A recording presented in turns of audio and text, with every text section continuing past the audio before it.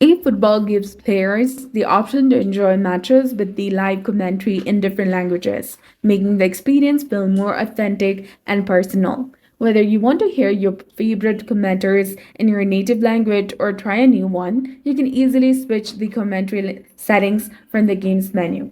This lets you tailor the atmosphere of your matches to preference with just a few steps. So go ahead, tap on the extra from the home menu, then from the options below, tap on Game Settings.